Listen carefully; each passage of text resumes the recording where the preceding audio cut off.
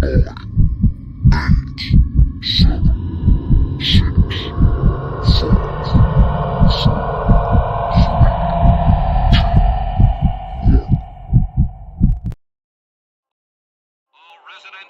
go in and stay in your houses.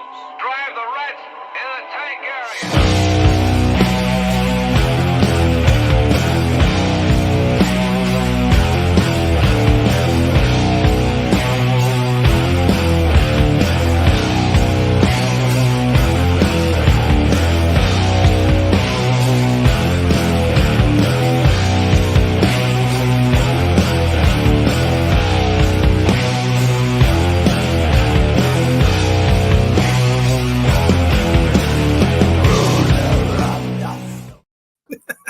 I never get sick of that song. What's up on a Saturday night? Yeah. Oh, yeah. It has been a fucking week, let me tell you. Yep. Just all the way around, whether you're fighting the nipple-biting cold or the fact that there was a shit ton of releases that have come out this past Friday, especially in the underground scene. With Grave Next Door, Iron Serpent, just came out yesterday, and it's been doing well. And just a lot of other, it was also Bandcamp Friday this past Friday. So a lot of new releases, lots of cool shit. What's up, Kyler? Did you miss the lazy nipple?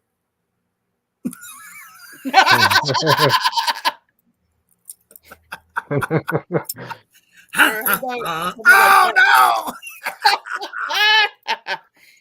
Man, he was waggling his hips at you. Uh-oh. You ain't going to be able to sleep tonight, so I hope you got something to drink tonight. Got the rum? Man, what a very, very honored episode we have for you tonight. Babylon Sun, you made it. You bastard. By the way, Babylon Sun will be on Reaper's Underground this Thursday night. So be looking for that here in the near future. But tonight we are ranking our top 5 St. Peter and Typo Negatives albums, according to us. Feel free out in the comment section to share the fuck out of this broadcast, whether you're on YouTube or you're on Facebook, share it everywhere, all the things. And don't be afraid to tell us how you rank the top 5 all-time best Typo Negative albums. Absolutely. But before we get into all that jazz, let us first take a quick commercial break to... hang on. Kyler, you weren't looking? Kyler wasn't looking? Oh, no. Kyler, I got you. I think Danzig's tit on there, we should call it a doob because it's more like a saggy boob. Let's call it, but it's a dude boob, so let's call it a doob. Kyler. Now, the next time anybody puts a joint to their fucking mouth, they're going to think about Danzig's lazy tits. Oh, juicy doob.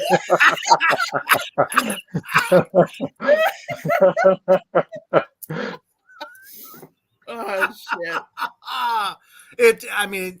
What would Saturday night be without Danzig's boobs? Exactly. Do you think he plays with them?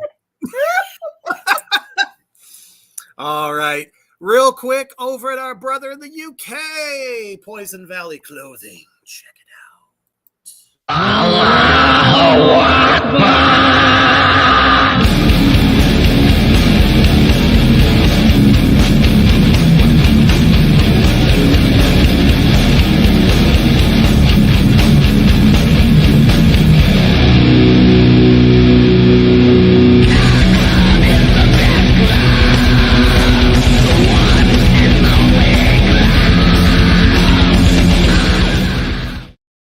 That's right. Custom-made horror t-shirts just for you. And what a band ambassadorship they got going on over there. Just released this week, the Iron Serpent gear. You can get yourself a hoodie, 2 different t-shirt designs, and I think we're working on a third one. You can also get your Reaper wear as well. There's a couple of designs there. And I just heard today from David that Sensation has some new designs coming out. Nice. So it should be interesting to see what direction that takes. All right, now that we've permanently blinded Kyler as fuck, let's get into this fucking list, man. It's a good one. It's a heartfelt one, and we all feel it every day. Yeah, it was This funny. is the first. Okay. This is the first week that I'm glad that I go third. This is the probably I'm always stuck at number 2. I actually really, really know what I'm talking about. All right. Just wait until I make you listen to all the King Diamond albums. I'll probably be sick that week. Really? Last time I checked, demons don't take a break. All right, what you got there for us, Gangis? All right. Oh, right. So at number 5, I struggled a little bit with figuring out which one to put at number 5. It's difficult. It really is, especially since I've only got 7 to work with. Oh, there's more than that, but go on. No, there's not. They had 7 studio albums and 2 best ofs. There's a couple other things. Like I said, I got a surprise for you. You'll see. But anyway. Okay. Anyway. Gang just getting saucy. I love it. All right. My number 5 was Origin of the Feces from 1992. The very first one. No, second one. Sorry. Yes. No, yes, Second. no. Yeah, nope. Second First. one. It is the No. first? Oh, No, it's got to be the second. Yeah, Slow, Deep, and Hard was first. Yeah, right. Correct. Yes. Genghis sucks and wrote the wrong thing on. I have the dates on all these, and I dated them wrong. Anyway, What are your favorite things from that album? I really like, especially I really like their cover of Hey Joe, but they made it Hey Pete. I friggin' love that song. I like their cover of Paranoid. Masters at covering some classics and really making it their own. Oh, Absolutely. I would say better than any band I've ever heard at covering other Agreed. bands. They do the most unique, like they do Typo Negative, but you can still tell it's that band. And Paranoid is a great example of that. I also kind of feel like this album was kind of like a window into what was to come. Absolutely, because their first album was really just like leftover Carnivore stuff, and then Carnivore. this one, I don't know why I said Carcass the other day. I noticed that, and I was like, "Stop it, devil!" But no, I definitely agree with you. This album felt more like like they were starting to find themselves a little bit more and find the sound of this band. Did you really just call Peter Little? I think you spelled anyway. Millions of women who at that time subscribed to that Playgirl magazine would disagree. I wish I had a copy of it. You know what that thing's worth? Oh, black market value's got to be through the. Yeah, last I knew it was like 350 on eBay. No. Wow. Oh, Reaper froze in the magnificence of Peter's Peter. he's frozen And we're stiff. back. Are we back now? Back. Oh, he's no longer bitch. no longer frozen stiff. I had the same fucking problem just trying to come into the thing at the beginning of the show. So I do apologize. Things are fucky, people. I just don't know. It's a cold weather. Yeah. Which is so fucking funny because it was 50 here today. Lucky you. It's Mother Nature can't figure herself out. I don't know. I don't know what to say. I'm having a damn heat wave over here. Now it's only -2. Right. You definitely got the worst end of the spectrum. Anyway, All right.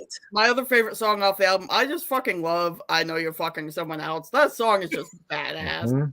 Very anthematic. I don't know. I don't know why any girl in the world would cheat on a man of that size. And I'm not talking about below the belt. I'm saying he is a fucking giant. Yeah. And a gentle giant at that. So it's kind of like, I'd be worried about getting. You know? No, I'd be more worried about whoever you cheated with. There's Probably not heard of or heard from since. Yeah. My number 5 is something very different. I went with 2000's The Least Worst Of. Oh, okay. Now, this was a special album that had a couple of songs on it that you could not get otherwise on the main record. You have it right there. Beautiful. Just love the Ferris wheel. That thing is so badass, especially all in green. It has a couple of songs from obviously October Rust and Bloody Kisses, but this one I like because I love Stay Out of My Dreams. Yeah, that's a good one.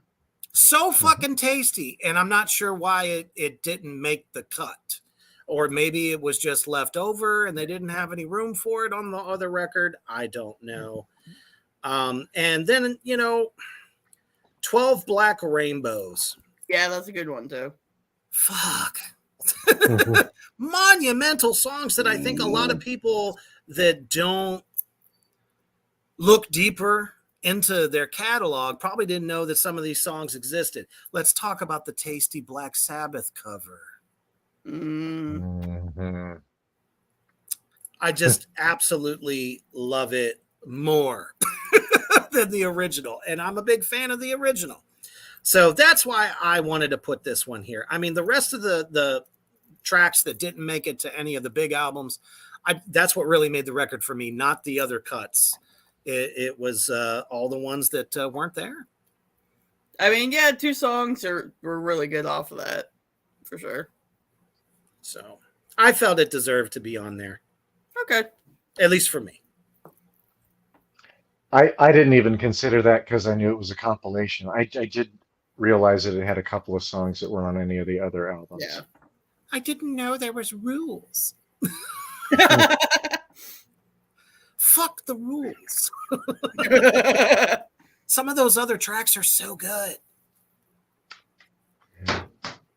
Oh, they are really good. Everyone you brought up are outstanding. For sure. Really, really good. Damn good. All right. Well, I will admit that I really only dig 4 of the albums. But those 4 albums I dig throughout from front to back almost. There is one album that I will reveal that it has a real shit song that I didn't like, but they're pretty consistent. My number 5 though is well, I didn't choose The Origin of the Feces because it sounded too live. I thought the tone was pretty weak. I thought it sounded like they rushed it, like they hadn't come into themselves real well. Oh, and the definitely same thing not. with like They weren't together very long. With like Slow, Deep, and Hard as well. Like I thought they came out of the gates with unsuccessfully coping with the natural beauty of infidelity. Fucking love that song. That's a long song too. Oh yeah. But that song is, to me, that was typo negative. I thought that song was outstanding. And then I thought that album mostly fell apart for the rest of it. So I chose Dead Again as my number 5. And I have a lot of problems with that album. I think the production is absolute shit. I thought the drums and just the guitar tone sounded boxy or thin. Mm-hmm. It didn't bite like, I felt like the 2 albums with the best tone were Bloody Kisses and World Coming Down. Mm-hmm. I thought those were the heaviest sounding, like they had the most mid-range and the low end, and super slow, super fucking heavy. But I thought Dead Again was pretty good, and Halloween in Heaven was pretty good. And there were a couple others that were all right, but I really felt like it was a step down from the previous album, which was Life is Killing Me. Mm. And what say you guys? Where I have it ranked, because it's definitely on there. I do kind of agree, but I also give just a little bit of a sliding scale with this record because if you read any of like some of the past articles about this record, especially since they reissued it, fucking Typo Negative are proud of this record. They are very proud of it. And I don't know, I don't know if it necessarily has to do with the fact that it was their last together that makes it so memorable. But a lot of them talked about the songwriting. Peter really gave it his all. But at the same token, there's a lot in some of these articles about the massive drinking that would ensue while they were recording that fucking record. So how much of it necessarily is the producer's fault? Yeah. And not theirs. I don't know. Johnny Kelly, I think, wanted to get a different drum sound, more acoustically. But then again, there's a lot of people that still feel that a couple of those records were not human beings playing the drums. Maybe some over snapping of, bass drum kick, toms. They do sound very synthetic because when you hear Typo live, they don't sound synthetic at all. Very boomy, very crisp. He keeps the snare tight. And of course, his cymbal choice, they cut through the mix, no matter what.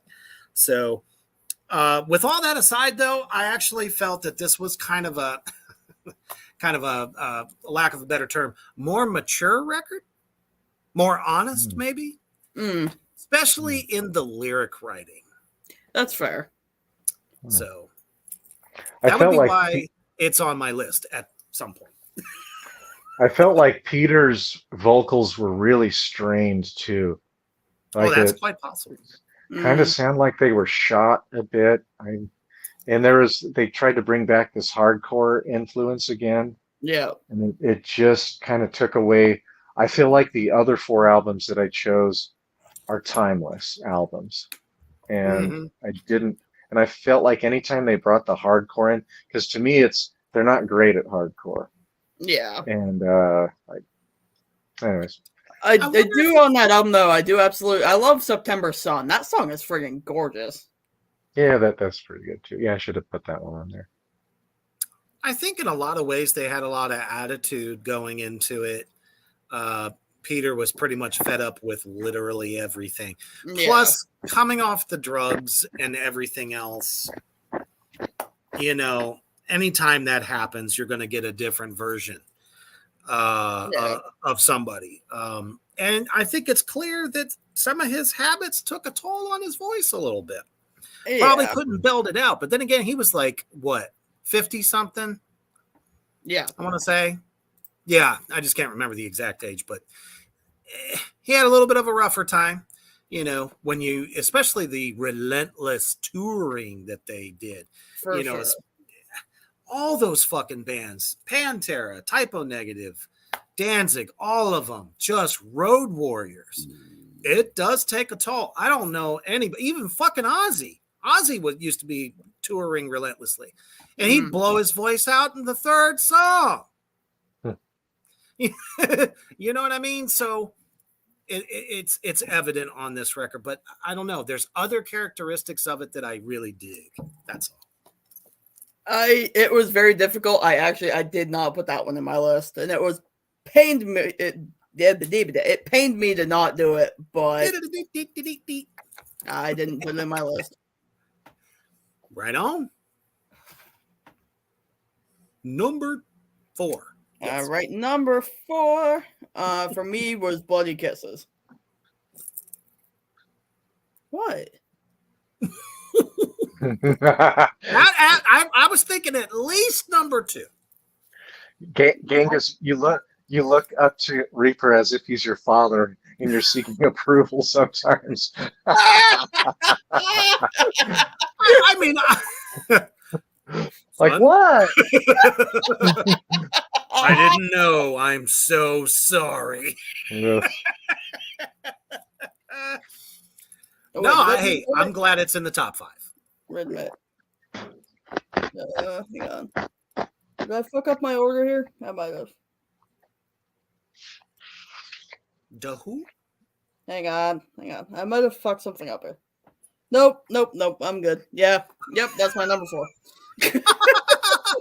My notes are kind of a mess, and I scribbled all over them like twice, changing things around. So I was making sure. But yes, that is my number 4. And I did it for just the way it starts off at the very beginning. You've got like the heart monitor beeps and the that woman, she starts moaning and shit, and I'm like, okay, this is gonna be fucking interesting.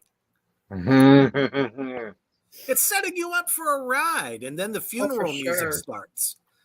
Absolutely. But then we've got things, like Summer Breeze, which, the original of that song is so freaking, happy and peppy, and then their version is just so bleak, and I'm like, ugh. That's the idea. I love it so fucking much. So much, in fact, that it made it at the beginning of an iconic horror film from the 90s. Yes, I Know What You Did Last Summer, part 2, right? First one. Was it the first one? Okay. It was the first one. As a car is coming up around the mountain, you oversee the big ocean there, and the gulls flapping in the wind, and then some flappy fuck about to throw himself off the goddamn side of it. Oh no. No. I was just surprised is all. I wasn't mad. You know what, Kyler? Just for that, here you go. No!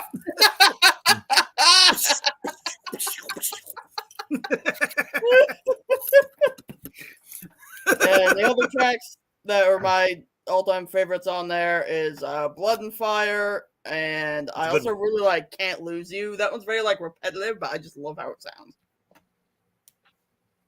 Now, you didn't like Frozen? That's another good one, yep. But I couldn't write down the entire fucking track listing.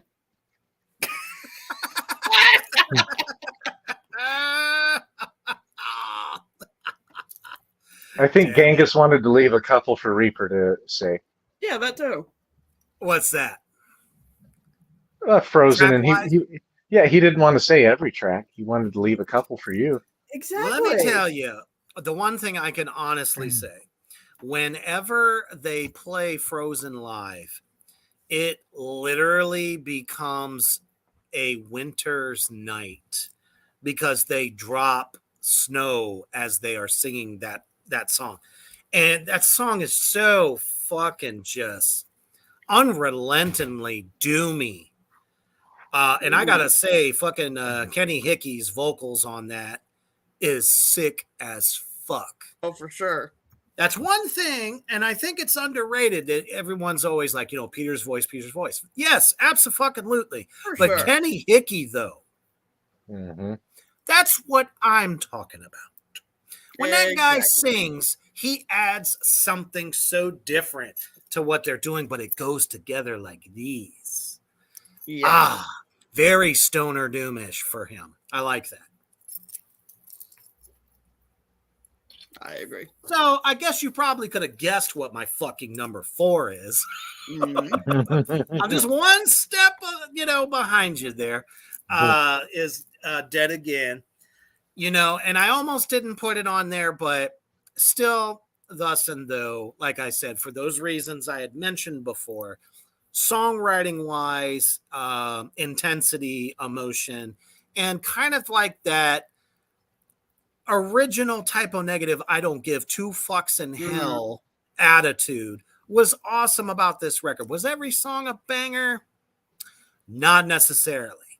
But there are moments on that record that I thought were very good. That's why I said it's very kind of a mature kind of album. It just depends on what condition, the Fab Four were in that day. Right. Whether or not the song was really good or it fucking stunk. So it was kind of like just their execution was just different, and like they needed a leader to say, "Hey, that wasn't good enough." Either that, or it was the way they mixed it and the way they handled some of the levels on something. Like the structure and the kind of outline, the skeleton of most of the songs are really good, just like the other albums. Absolutely. And it was a little bit of a departure, not totally, because I mean, lyrically, it was still very depressing, as we can all expect from the great Peter Steele. But some of it was also kind of fun. Mm-hmm. So it was like different. Maybe they were starting to move into more of an up kind of atmosphere. So. Right. All right. Well, my number 4 is October Rust. Oh. So an Why does it outstanding. sound like his fucking heart sank into his asshole? Just To me, it is an outstanding album. It was really hard for me to rank the top 4 because they're all to me they are so close. But I felt like it was missing the low end tone in the production. I didn't like the production as well. I feel like this is the most commercially accessible. Mm-hmm. So in some ways, the songs, I think it could be argued, are the most catchy consistently through the entire album. But to me, they're not as heavy. They're not as dirty. They don't have the low end that Bloody Kisses, Life is Killing Me, or World Coming Down have. But some of the songs that stood out to me in that, Love You to Death, Cinnamon Girl's a lot of fun. My Girlfriend's Girlfriend. Yep. Like I really liked Be My Druid, My Druidess as well. That song kind of felt, to me, that song feels a lot like 80s pop, but really good kind of 80s pop, but it's really creepy too. Yeah. And they are the masters at that, and especially on this album. I loved Wolf Moon, Green Man. Yep. The album is outstanding. Going into this, before I went back and listened to everything critically, October Rust was going to be my number 1.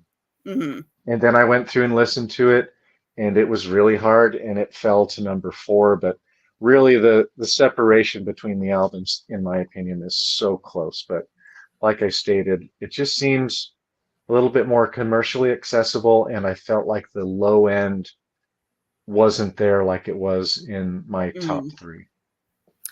Probably a little bit of too much reverb on the bass, and obviously the whatever distortion pedal he was using there. You also notice a lot of hum and like feedback too. So that might overall have something to do with it, but it was cool how, at the beginning of Be My Druidess, it's a bass solo essentially. And you can really hear that Peter's pretty brilliant bass player. He's very competent. Sure. He's not just a voice and a look. He fucking can play the bass, But I think overall, considering the theme of the record, it was definitely going to be Gothsville. And, they were headed that direction right from Bloody Kisses. More prominent keys, especially on this record. And at the same token, it's been very well documented that Peter's choice of music is very broad. Let's put it that way. So if he could have been listening to something from the 80s that he really dug and just kind of found its way in there, because Be My Druidess is kind of more of an up song. It's not depressing, even though the entire album is about killing his girlfriend. Or doing things when she's on the rag with Wolfman. The forbidden cherry sauce, if you will. Which actually turns out to be the fucking truth. He's got a pen show for menstrual blood. I'm not sure why. I mean, the man does have real fangs. True. So, I don't know. Maybe that's the vampire in him. We'll live and let live on that one. Oh, we Good have a choice, comment from Babylon Sun. That album really caught my attention about keyboards and bass effects. His bass was definitely different, like night and day from the previous record. For sure. I would also say that album it felt like they were kind of succumbing, as so many bands, Slayer, like a lot of other bands that were into thrash or heavy metal in the late 80s and 90s. They started to succumb a little bit to the kind of grunge era and the kind of song structure or feel, if you will, a little bit. I kind of felt like just being more commercial, like the music scene, especially the heavy music scene, although the deep underground was really extreme with death metal and black metal, but towards the middle 90s, after Nirvana and Pearl Jam and Stone Temple Pilots and all that, it seemed like everybody's palette kind of shifted to be a little bit more kind of mainstream. A little bit. I could definitely say that. But then again, there was an interview long before, during the Bloody Kisses album, that Peter never thought they were ever going to catch on, and he didn't fucking care. Exactly. So the fact that Bloody Kisses suddenly popped them up a fucking echelon there, they realized that they had hit a niche, even though they were making fun of goth people. Exactly. You know what I mean? Black Number One. So became you know, a golf I think anthem. they said, you know, I bet you they'll dig this shit because we got them hooked. I mean, there wasn't a goth girl from here to Kalamazoo fucking Zoo up in the fucking twat of the headmaster nun at a Catholic school, fucking school for girls, that was not into Typo Negative when they heard that Christian woman. So they're like, we got something. I don't know. Just my 2 cents. All right. Right. So we're on to number 3, right? Yeah. All right. Should we do a commercial first, though? Sure. Why not? Let's take a visit over to our wonderful friends at Villain Arts Tattoos. Check it out.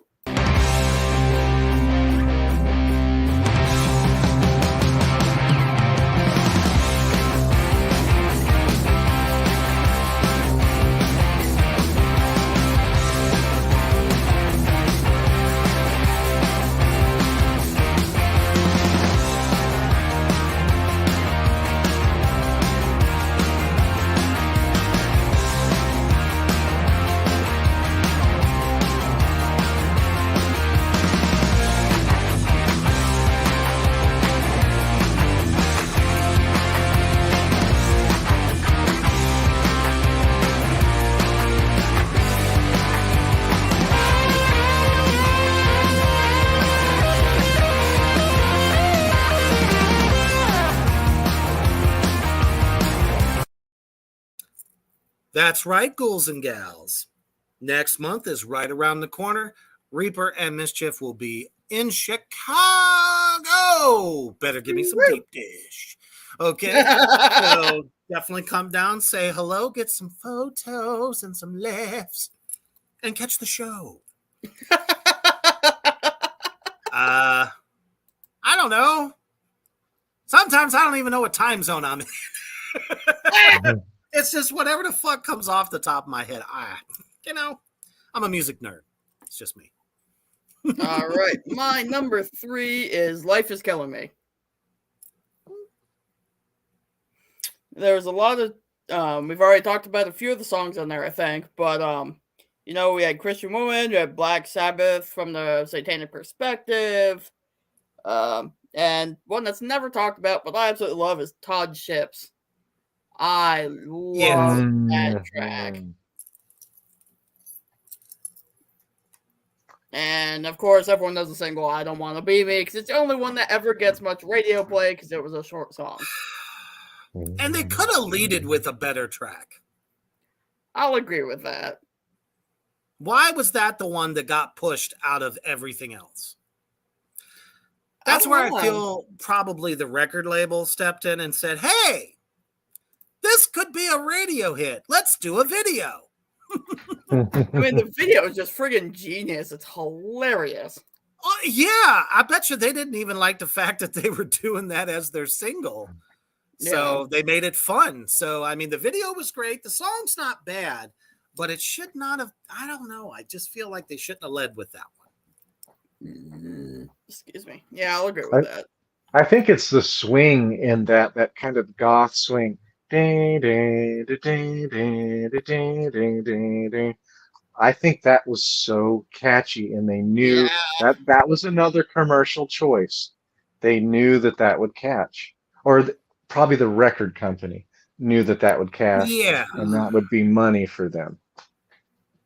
I mean, not that I don't think that, wasn't one of Peter's favorites. I don't know from that record, but at least they had fun with it. Like I said, they wrote it out and it worked for them. Mm-hmm. As a whole, not a bad record. This is where it gets fucking tough, folks. We're down to the last three. Mm-hmm. So, so fucking tough. So tough. I got to go with October Rust as my number 3. And I mean, we've talked about it pretty in great length, but still, it's such a great album and everybody expects that to be everyone's favorite. Well, that might be the next door, girl that's their favorite record because that's the only fucking typo record they ever heard of or even wanted to be a part of. Fuckers. That's not what made it great. What made it great as a record is that, like you said, the catchiness of the songs. I mean, I couldn't think of a better love song that is cloaked in a murderous rage than Love You to Death. Absolutely. I mean, it's fantastic. It's great for getting it on, amongst other tracks from the record.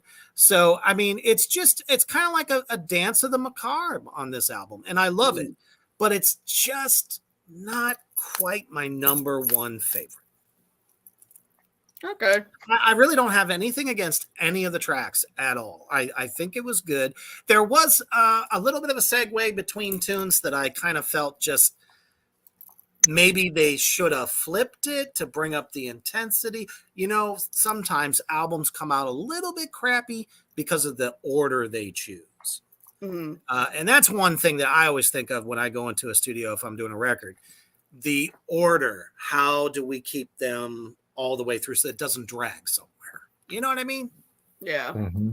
And then end with a bang. And they did that with this record. Oh, absolutely. There was just, I can't even think of the names, but I think they could have just changed it just a little bit. Probably would have hit a little harder for me. I just love the beginning of it. Starts with the static, and then they're all like laughing, like, haha, fuck you. Yeah. Gotcha. Hello, this is Peter. Johnny, Kenny, and Josh. We're going to play this little ditty for you fuckers. Mm-hmm. It would have been fucking great. So, I mean, it was brilliant.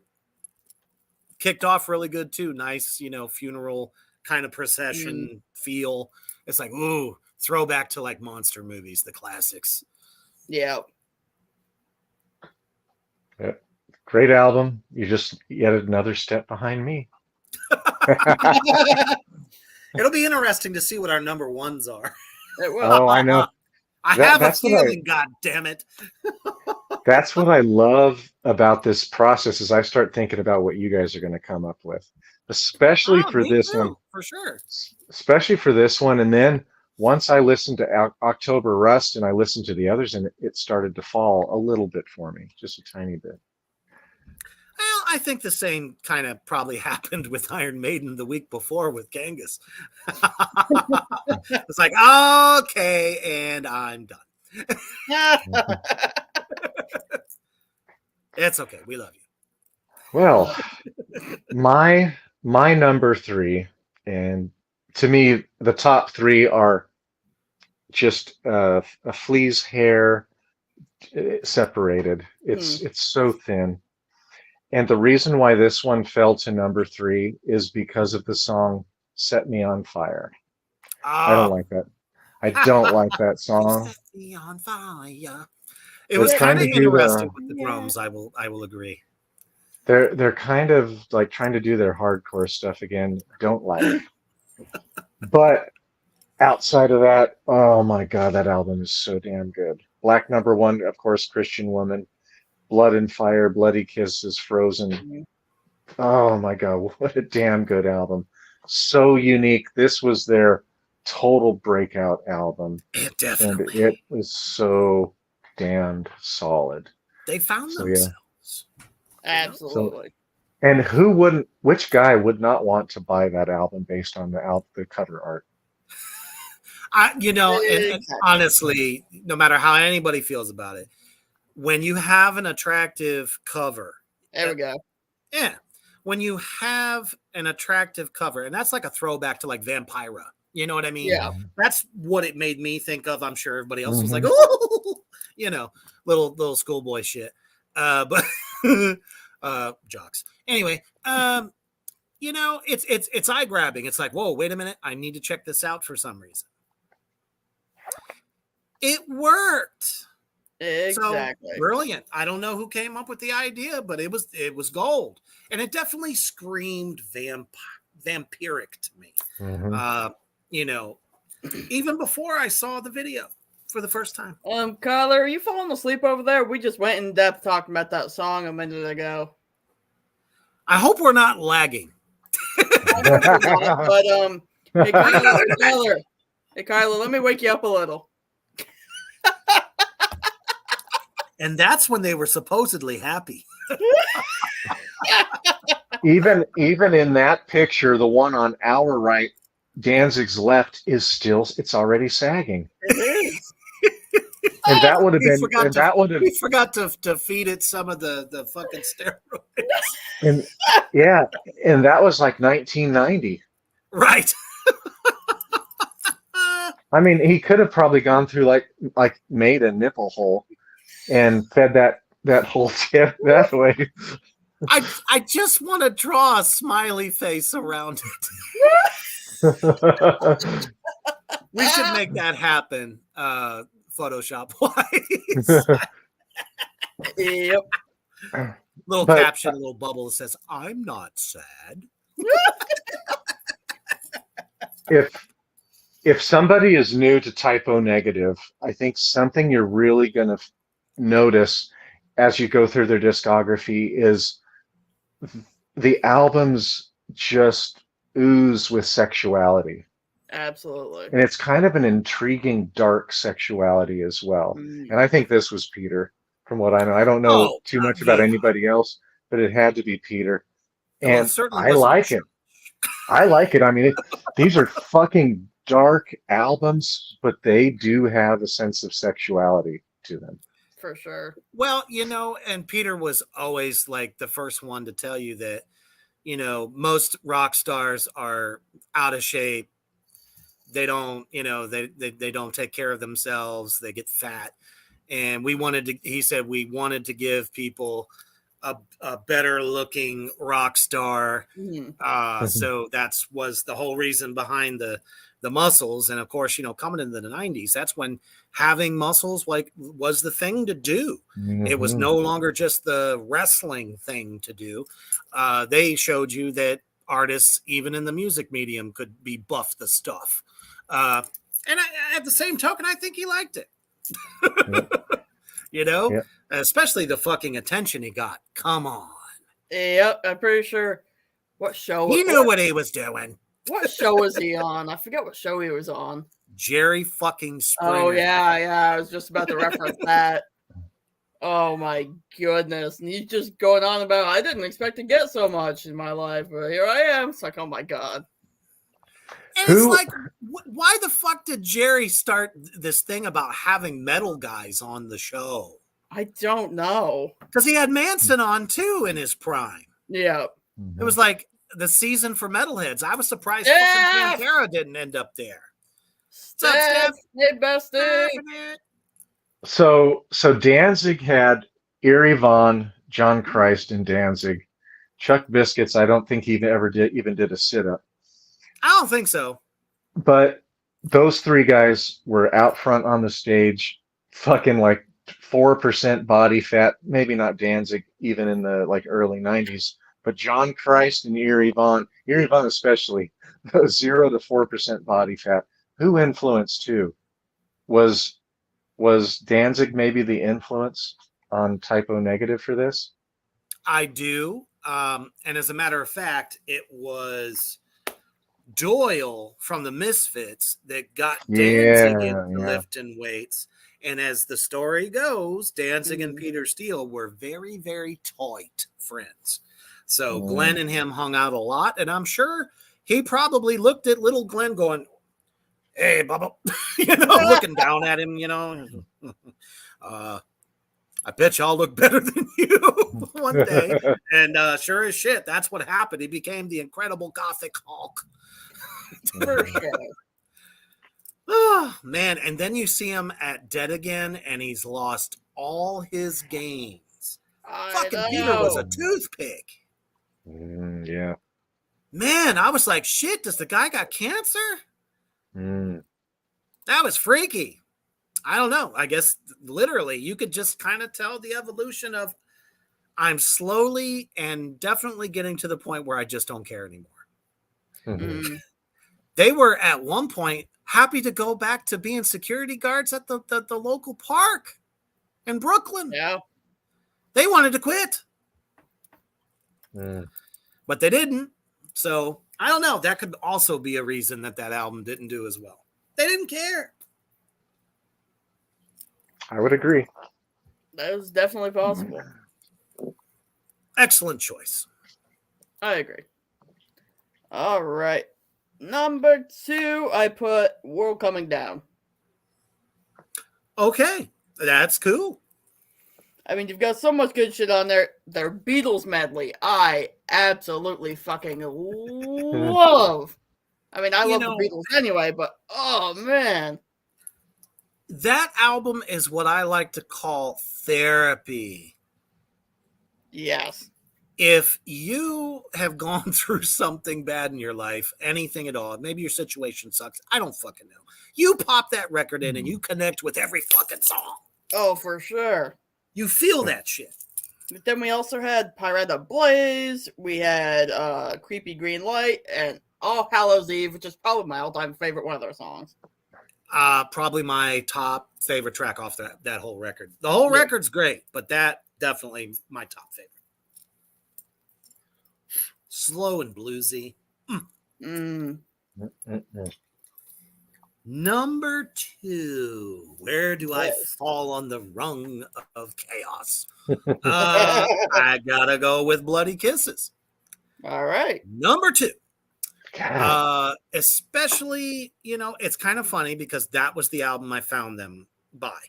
I just happened to turn on motherfucking MTV after school, getting home, and that's the first thing I do, see what's on, whatever. Yeah. And it's black and white. And then there's this massive, hulking, long black-haired, fanged guy.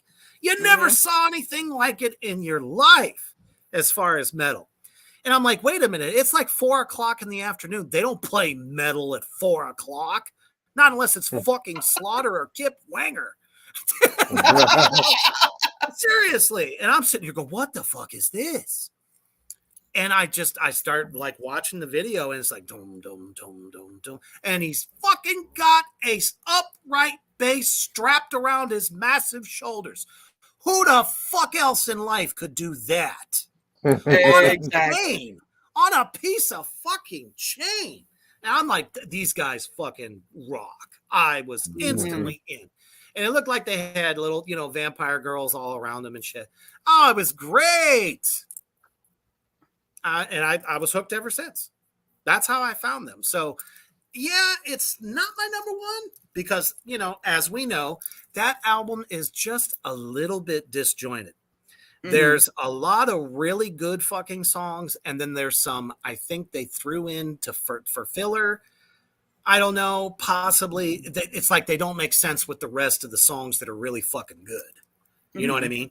But they did arrive. They had found themselves, but they, like you said, they still had a little bit of that pre-album bliss. We call it shit, but you know, it's just wasn't on par with the rest of the tunes. So for an album that I would say for my first time hearing them, 85% fucking certified platinum, yes, and that's why they're my number 2. All right. Great choice. I'm not going to argue with that at all. All right, my number 2 is Life is Killing Me. All right. And love this album all the way through. To me, the production, the tone is closer to October Rust. The songs that stood out for me were Anesthesia. Oh, sure. Yeah. I thought Nettie was Nettie was fun. Oh, I love that Life one. Life is Killing Me. It's great. That one that it has all the letters. Why did you say M-I-H? M-I-G, yeah. If you don't kill me, I'm gonna have to kill you. That one. Yeah. Yeah, but I like this album throughout. It's really catchy. It's a little bit more edgy, slightly heavier than October Rust to me. Outstanding. This is the first Typo Negative album I ever bought. Oh, wow. Yeah. I remember in the early 90s when I heard Bloody Kisses, I didn't get into it right away. I don't know why. Maybe I was just in like a death metal zone, and that was it. Death metal and thrash, Sepultura, and It's possible. I loved Danzig though, and Black Sabbath. Like there were other things, but I don't know. Typo Negative just wasn't for me until later on. That also might be kind of why at that time everyone was so enthralled with Pantera. When Vulgar Display of Power came out, that was the record you listened to from dawn to dusk. You know what I mean? It's like, okay, Bloody Kisses comes onto the scene. And it's like, oh, okay, this is different. I like it. You know, you get the record and you listen to it. It's like, yeah. So these songs stand out to me. I really need to listen to it more. So it's like a gradual starts to grow on you. And then October Rust came out and whoo! It was like an instant love affair. And, you know, everything on after for the most part. Excellent choice. Out there in the comments section, don't be afraid to tell us what your favorites are. We would love to know what you think. I want to know what Babylon's son thinks. Absolutely. Drop it in the comments. Yeah. We will read that shit. Absolutely. I think everybody on there should feel totally comfortable just listing their top 5. Always. Yeah. Or at least their top 1. Come on, give us something here, people. Nah, don't be afraid. Don't be shy. Because we are approaching our number 1s, and I assume that a commercial break is coming up. Maybe they would have time to type up their top 5 for us. Sure. Yeah, let's go ahead and let's have y'all check out our merch store. If you love what we do, and we know you do, want to support us a little bit, check out our merch. It's expanding, and if you got a favorite show, support that shit. We will post a pic of you wearing your shit. Check it out.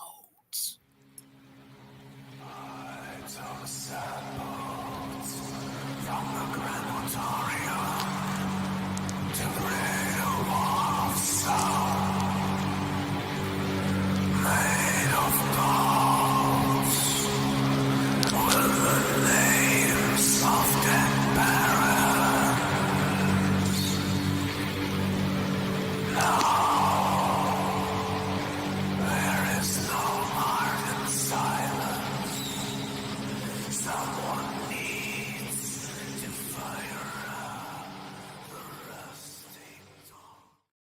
Now, I'm sure some of those are probably not still available, but we do have some new designs coming up for you. So, especially knowing that 2023 is the season of the bitch. So, Yes. make sure you get your hat. I believe it's also in t shirt form, which Yep, I'm it is. actually thinking about getting myself. There it is. Help us out. Yes, absolutely. Because everyone thought that the New Year's resolution was not to bitch, and guess what? You're bitching twice as much now. And you know that's true. You are guilty. Babylon Sun says, "Oh hell, let me see." I have a message here from my parents who agree with me with their number one. So I guess okay. apple does not fall far from the tree, with October Rust being my favorite. Oh, that's why That's we okay. got I the had a feeling. tone. Because, That's you know, why we got the tone. Yes. Oh, That was the first album I listened to back to front. I've just listened to it so many fucking times growing up, and I just love it so fucking much. honestly, that is the most honest answer I think you could give for that being the reason. You know, that was your introduction. You know, and from there you became a fan, and you know, you went back through the catalog and found the rest of it, and then kept up with it. Nothing wrong Oh, with I mean, that my at all. parents also had every album, so me and my dad would ride around and listen to them in the car. Nice. dang. I wish I had parents who like typo negative. Same. I listened to the great 50s doo-wop, and you know, people like Fats Domino and Little Richard. Nothing against them. The songs are fun, but not metal. Mm. I got to enjoy Elvis, Dolly Parton, and Creedence Clearwater Revival. Oof. No, I growing up, still I get was down to listening to Creedence. Typo and Yeah. Rammstein and Marilyn Manson all the time. Okay, Wow. so you basically grew up the way my son did. Yeah, and now you all know why I love what I love so fucking much. And there's nothing wrong with that. No. It's refreshing at the same time. For sure. My daughter got black metal and death metal, and she hates it. She does not Like, no, I respect want that what I fucking gave Justin her. Bieber. Oh, we did have to. I did have to listen to that when I drove her to school. Oh no. Oh yes, No, no. I'm so sorry. Oh, I was trying to be a good dad. Please tell me that she wasn't into Machine Gun Kelly. No, no, no, Thank no, no, the no, gods. no, not at all. I was gonna say, if you had to suffer through that shit, I will go to therapy with you, brother. Fucking terrible. Well, the only thing that could No. have been worse for me would have been, God, who's that little shit? He's been to prison. He's about 5 foot tall, and he's really whiny. He's a rapper. Good God, You I just can't named most stand of him. them. yeah. Like I would have loved to let him taste my knee. He was big. He was big around 2008, 2010. It wasn't Oh, Lil Wayne, was it? yeah, that's who it was. Hell yes. I would have loved to introduce him to my knee. What a little shit. Tell us how you really feel. Now, I'll tell you how I feel about shit like that. This is a little kind of segue. I'll make it a quick segue. When I was in the Rangers, there was a sergeant who he had just been through Ranger school. Automatically, you get promoted to E4, and once you're sergeant, you have a lot more power. Well, when he became E4 with a Ranger tab, he was hell, and he was really unfair to people. He was just a fucking shit, and he was a big hypocrite. So as soon as I graduated from Ranger school, and it took me 2 months to get most of my strength back up, this dude was a twig, and I used to lift weights a lot, so that's pretty big. So anyways, I got one of my staff sergeants to stand in the hallway, and we hogtied. I hogtied his ass. Yep. I took him down. I had my sling rope ready. I took Mm. him down to the ground. I got on top of him, wrestled him, put his hands behind his back, and tied his wrists to his ankles. Say uncle, say uncle. He was so mad, he was kind of crying, and then I let him stand up. And I said, okay, I'm going to let you stand up. He got right in my face. He said, I'm going downstairs. And when I come back upstairs, we're going to figure this out. I said, Sergeant, my room is right there. Let's go figure it out right now with the door locked. He he came up he came upstairs and he apologized to me. And I said, you know what? I just don't like how you treat everybody. So that's how I feel about Lil Wayne. He just talks shit. It's a little fucking punk and never has to fucking back it up. The only time somebody like that can back it up is when they have 6 or 7 7-foot goons behind them. Mm-hmm. That's about the story of it there. All Yeah, right, Hurricane. so we got Babylon Sun's picks. So he says, slow, deep, and hard. Oh wait, Yep. 1, 2, 3. Yep. Slow, deep, and So- hard. October Rust, and the Rust, last Bloody one is Bloody Kisses. All right. Mm. Not Slow Deep and bad, Hard did not have too a few. shabby. Slow Deep and Hard does have a few decent tracks on it, but it It didn't make does. 5. Slow, Deep, and Hard has one totally kick-ass. It's that one, the unsuccessfully coping with the natural beauty Yeah. of infidelity. Fucking love that song. That is definitely a good one. Yeah, and I think they just kind of figured out that not so much that they were throwback songs, and I'm sure some of them were carnivore songs, Right. but they Mhm. weren't going to keep that same level of fans or grow from it. And I think that's why we saw that evolution, and everyone realized, well, what a great fucking voice he's got. Yeah. So I guess it's my turn for number 1. All right. What you got, Raper? 2 words for you. World's coming down. That's 3. I fucked up. World coming down. I got the ding, ding, ding from Hoofed Beast. I bet you we finally became twins. Now, okay. Seeing as myself, obviously, Hoofed Beast, well, actually, more in my case, I've been with them since Bloody Kisses. So I've been through Bloody Kisses to the awesomeness of October Rust, but God fucking damn it. When we got to World Coming Down, that's why I said that album is fucking therapy for anybody. So good. So, you know, it was like a new level of heavy for these guys. For sure. You know, as we always talk about multiple levels of heaviness, let me tell you, this album is probably their heaviest as a doom act, as a gothic doom act. It's very riff driven. Peter's fucking lyrics are insanely good. Overall production of the record is very, very good. And even the little, you know, creepy interludes in between songs set you up for all kinds of surprises. You know, and I hate the way, and it's kind of funny because back in the day, I used to look at that record as the most depressing album they've ever done. And it was never really super high on my list until through the years, I've given it another chance. Finally, you know, I'm looking at it 15 years later going, God damn it, that was their best. Such a special record. Every track, bona fide, fucking great. Like I said, you know, Hollow's Eve is my top fucking song. There's a lot of other ones too that I really love. Even the first one, Everything I Love Is Dead. That song, I feel that shit so fucking deep inside the pit of my black. Oh my God, the music video for that is so fucking depressing. Oh, the chorus just brings a tear to your fucking devilish eyes. It's so good. Yeah, it's sad.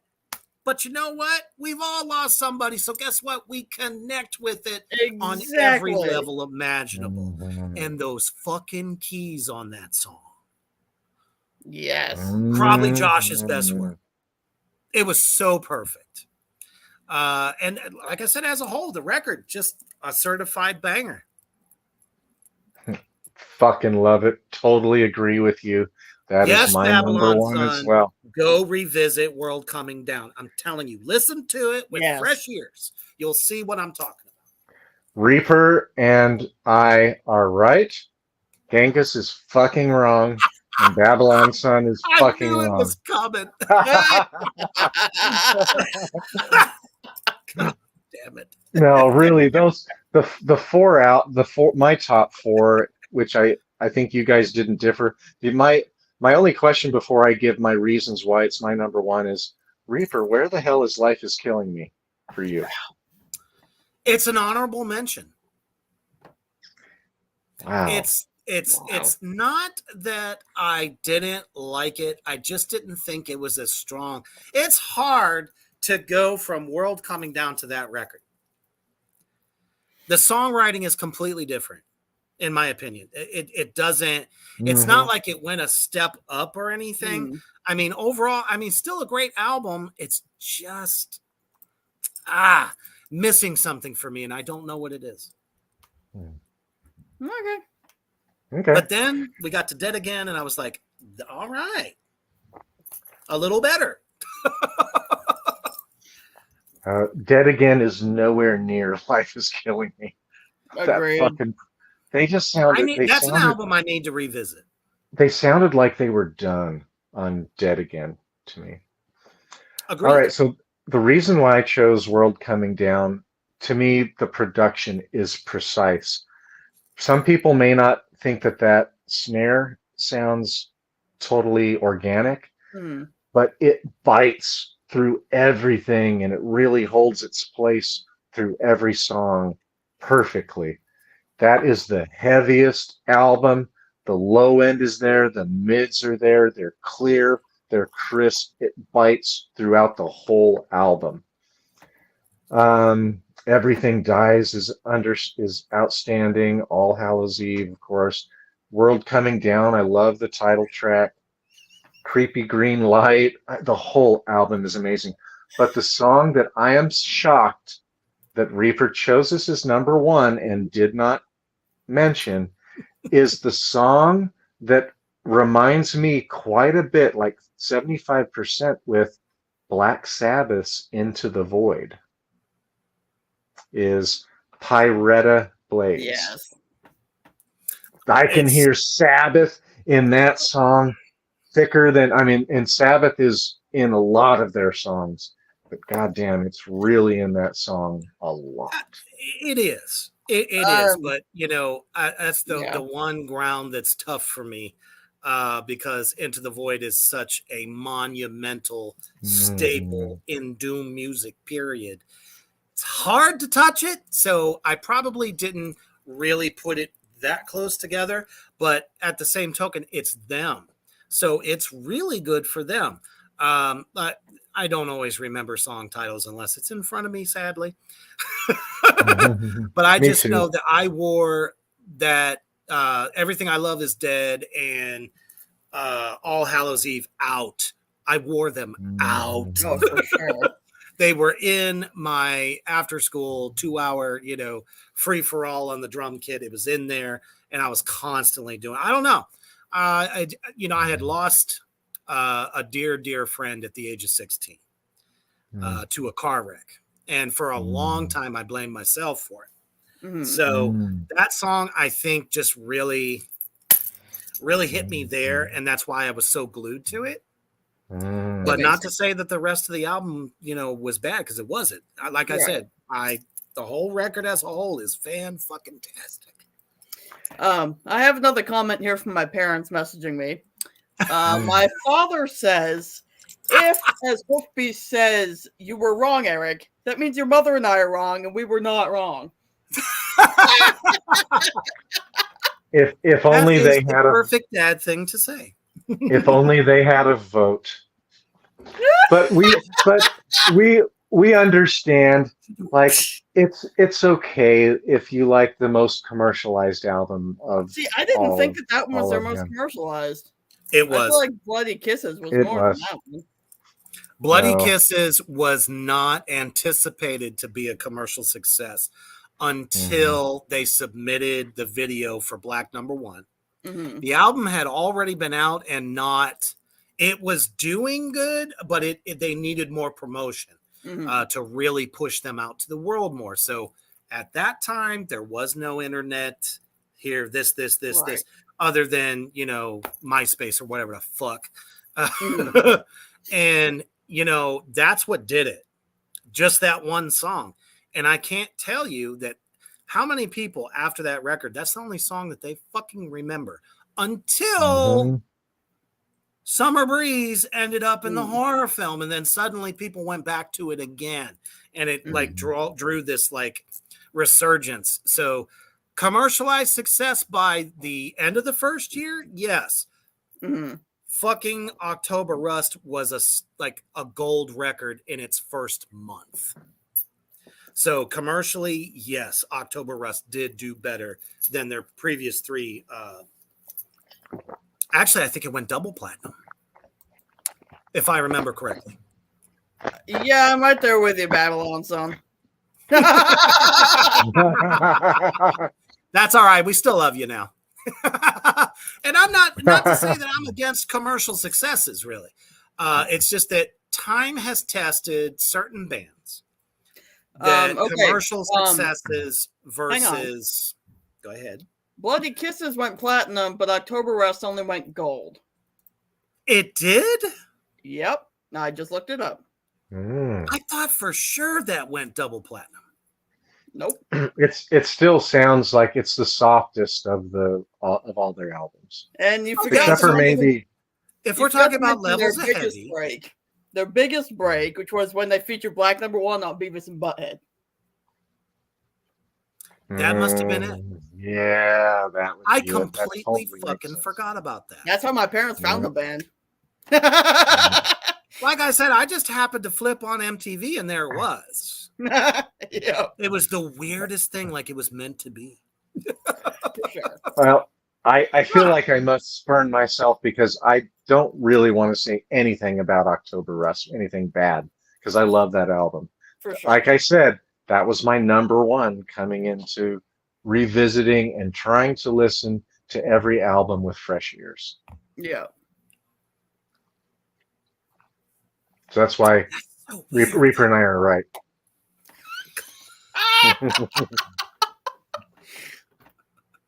I plead the fifth. I'm sorry, but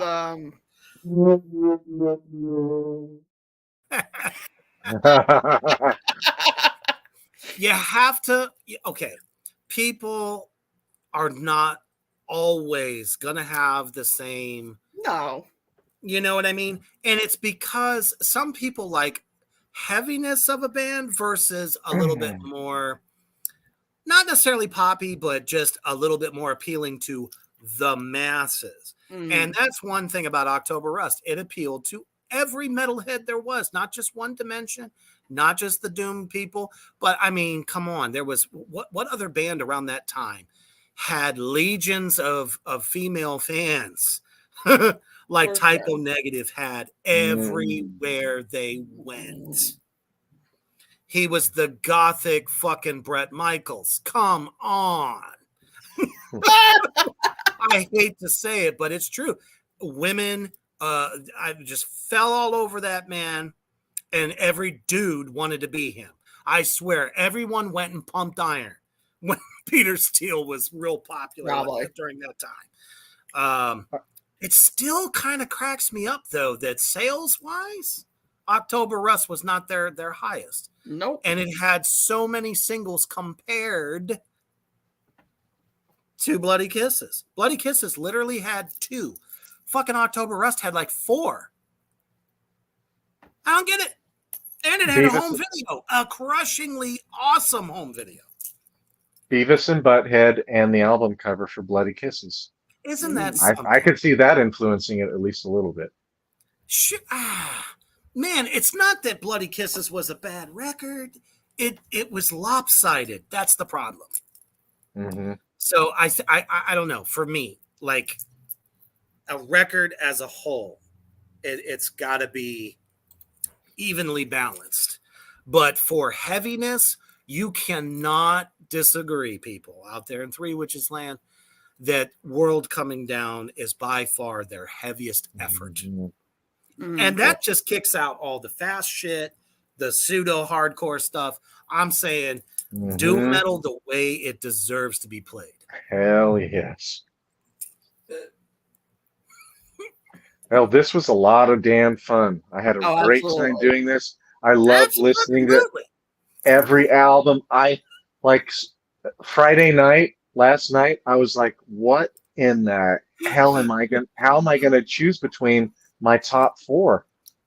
Had no idea. That's it. We need to thank you, Babylon Sun, for that. We absolutely have to make a meme now of Brett Steele. Oh my goodness. It's like, what if Brett Michaels' head was on Peter Steele's body? Oh my goodness. As soon as I get my Photoshop back, it'll happen. All right.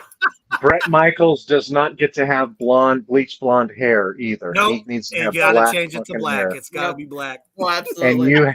And you need to throw a green filter over everything. Oh yeah, of course. Yes. Yes. Guys, and give him one saggy titty. For Danzig's sake, because he's gonna care about it. Because they were close friends. Oh yeah. That's Can right. do. Share a nipple together. Maybe it would be harmony. Since it was Glenn Danzig's left titty that sagged, maybe it needs to be Peter Steele's right, because when they would hug, they would want them to be at the same level so the nips would touch. Thank you for walking us through that tutorial. It was very well needed. Oh shit. I mean, this is, a storied career of, in my opinion, true blue collar guys from fucking Brooklyn. Yep. And suddenly becomes this international phenomenon. Brooklyn, has the statue of Peter, as I understand, not far from where their family home is. And, it's almost like a Jim Morrison story, only twisted, more dark. It was a shorter career than what we all thought it would be, kind of thing. They could have gone on. They could have done more. But then again, who's to say? Peter was so fucking tired of the press.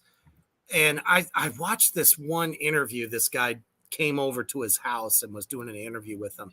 And a lot of, people don't get the great sarcasm of Peter Steele. And he was just throwing sarcasm at him so bad. Oh, yeah. And he just kept, like, shutting down. It's like, come on, ask me a fucking question. In true Peter Steele fashion, I'm just like, this guy's getting fucking rickrolled. This is great. Just, for people that truly knew him, truly understood him, got him, especially anything you read by Johnny Kelly, Kenny Hickey, any of those guys. He was just an awesome fucking dude. For sure. And I think it off-put a lot of people because they just didn't understand how to talk to the guy. But man, he's up there on that stage with that Mondo-sized fucking wine bottle with that beautiful green stringed bass. Yep. With a fucking junkyard chain holding the thing on his massive shoulders. There was nobody like that. And I don't think you'll ever see anybody like that again. No. And that's why I feel so privileged to manage October Noir right now. That's like Absolutely. the fucking closest thing we could ever get to Mhm. a second coming. Yeah. You know, and I know that they kind of hate to be lumped in there, but they know it. Right. They know they there's nobody else that could do what they do. So check them out, people, and play all the fucking Typo Negative records Yes. every chance you get. But And then- Kenny Hickey and Johnny Kelly both went on to do some pretty amazing things. Absolutely. Since Pale Horse Named Death, Yep. which thanks to Gangis, I found them and loved them so much. Just great stoner doom. Absolutely. If you Go ahead. if you guys are on YouTube, go down in the comments and agree with Reaper and I's number one choice. I don't think so. Oh, thank you all for tuning in. Man, this so was a fucking lot of much. fun. Absolutely. Like I said, it's hard to do some of these because it's like so many artists like this give us so much greatness. How do you rank it? How, it really depends on which one stole your heart. For sure. So we have to end this in the way it should be. That's about it. That's all we got. We hope it wasn't too disappointing. Oh, yeah. Epic words from a legend. Absolutely. And that's no matter what kind of fresh hell that, he's held up in at the moment. I'm sure he would all want us to stay heavy.